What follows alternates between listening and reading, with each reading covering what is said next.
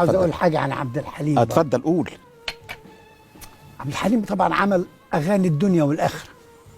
اقدر اقول حبيت فيه ايه؟ عبد الحليم حبيت فيه ان كل حياته بتدور حول الاغنيه، وكان يعلم ان الاغنيه هي التي سوف تبقى منه.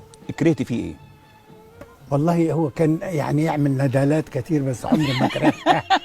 لانه عمره ما عملها يعني بغلاس. يعني مش اخطاء، بتسميها ندالات؟ ندالات بس عمري ما يعني ما بس مره كان بليغ ودى المستشفى وكان عاوز كل 10 جنيه. نعم. كنا اياميها يعني 10 جنيه ده يعني نعم. زي 1000 جنيه زي 2000 جنيه.